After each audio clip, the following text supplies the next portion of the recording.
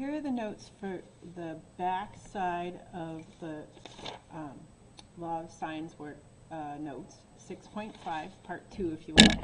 So we're going to work on the ambiguous case of the Law of Sines.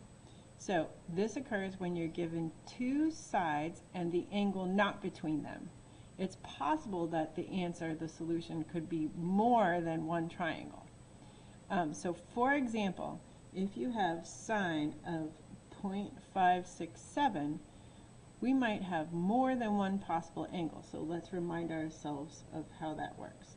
So if you do sine inverse of 0.567,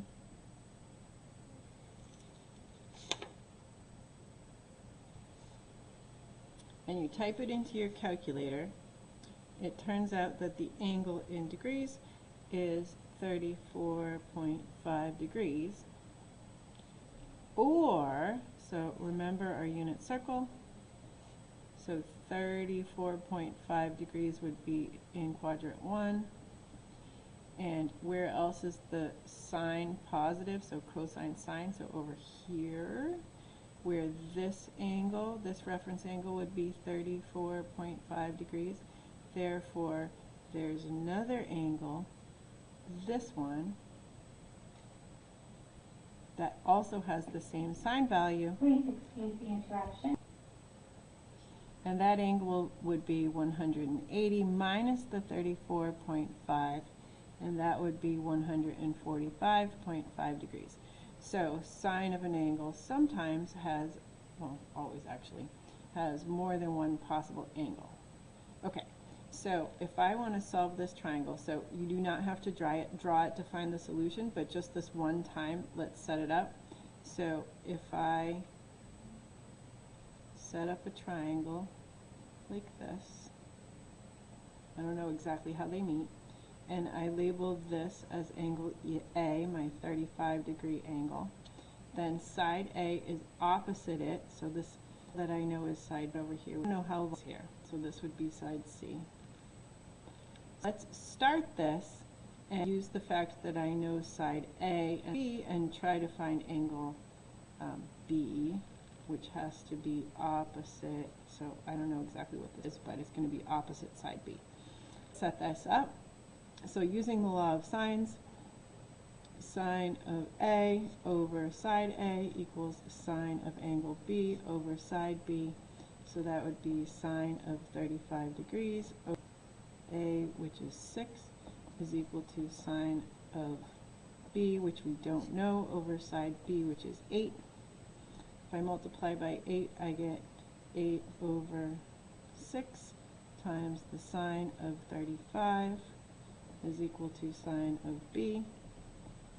And then B, I do sine inverse this stuff, and I would to my calculator all as one string and find that angle B is equal to 49.9 degrees.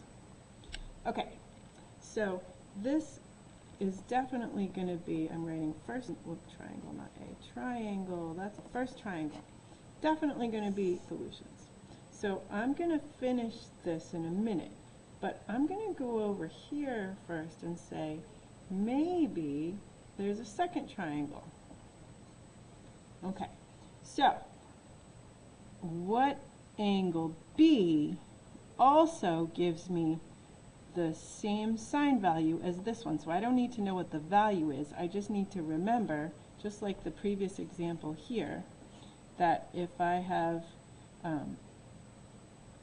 a sine of an angle that's 49.99 degrees here, then I have another angle over here, so this one, that has a sine value that's the same.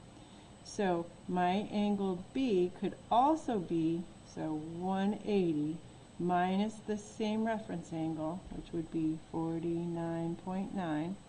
So 180 minus 49.9.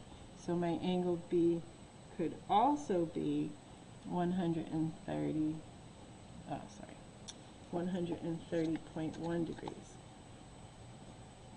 So 2 possible angles for the first angle that I found for angle B.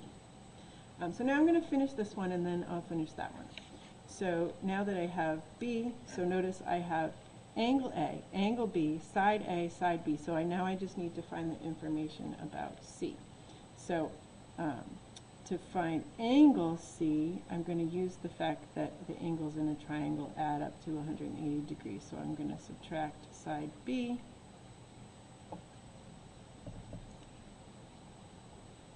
And I'm going to subtract side A.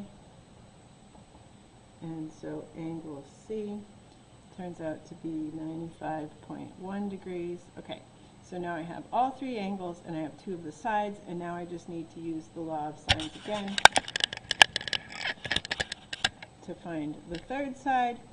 So I'll do sine of A, which is 35, over side A, which is 6, is equal to sine of angle C, which I just found out is 95.1, divided by side C, lowercase c. Well, anyway, so we can go ahead and solve this, and it's going to be C sine 5 to 6 sine 95, 1, divide all by sine of 35, and that gives me C is equal to 10.4.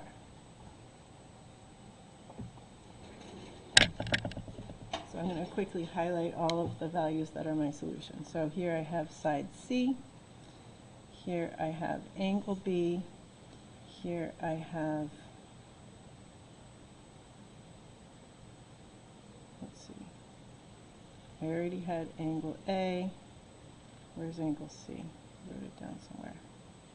Oh, here it is. Here I have angle C, and there's angle A and B. So I have all 3 angles and all 3 sides. Now, let's move over to here, where we realized that there's a different angle B that satisfies the information given. So I still have angle A, side A, and side B, but now I have a different angle B. So I'm going to go forward from there.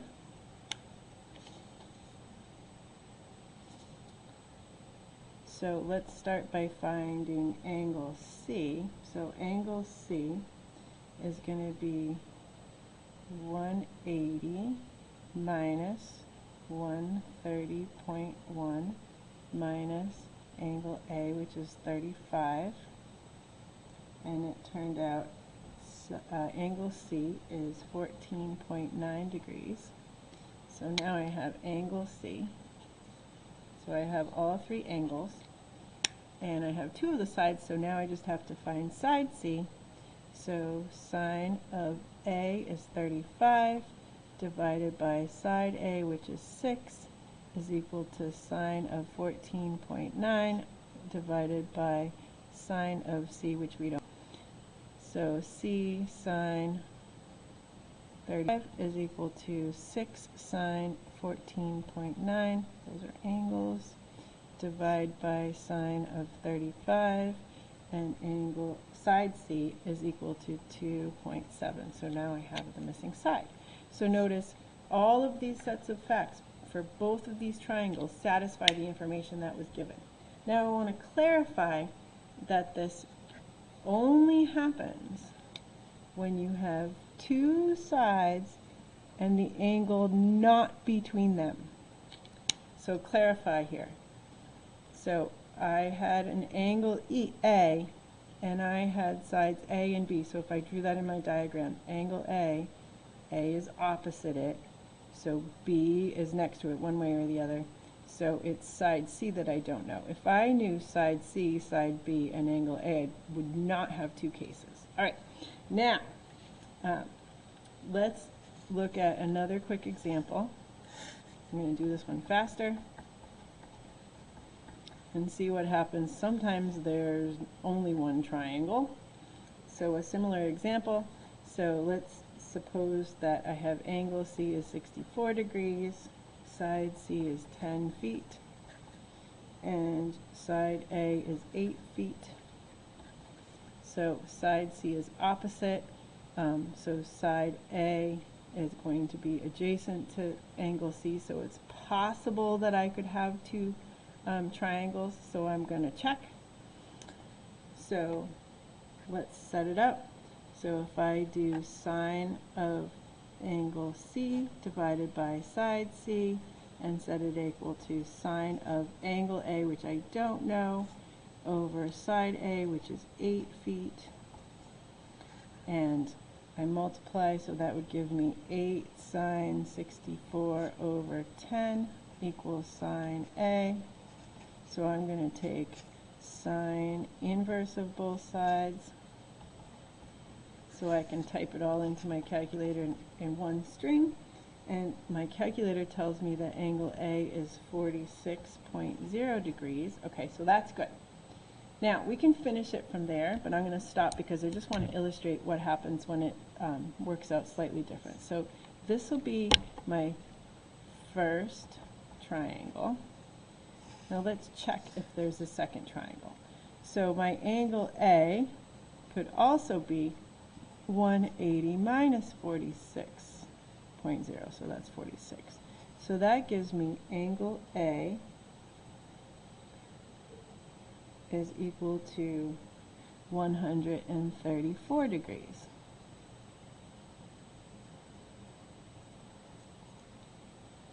So that's my other angle.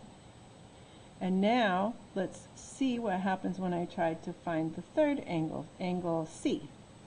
So angle A, so this is my potential second triangle. So A, C, it's B that I'm missing. So angle B should be 180 minus C, which we knew was 64, minus A, which is 134.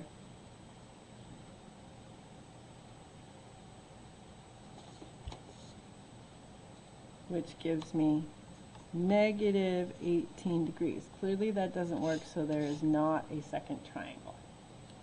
All right, that's pretty much it. So we see how we can tell that there's only one triangle, and just a few points to remember. So please note that if for your second angle that you're working out, you get sine of an angle, and you're trying to find the angle, right? And it's less, that value is less than 1. You might have 1 or 2, but you should check for a second triangle. Sometimes you might get sine of that angle is equal to 1. The only place sine of an angle equals 1 is if the angle is 90 degrees. So this would only be one solution, and it would be a right triangle. All right, what if you found something where the sine of the angle had to be greater than 1? Well, remember, sine wave goes like this. It never gets greater than 1, so there would be no solution, so that can happen too. And if you don't notice and you type the inverse in, sine inverse of your value bigger than 1, you'll get an error, so your calculator would display error. And you'll know that there's no solution. There are no triangles that satisfy the given information. And that's all.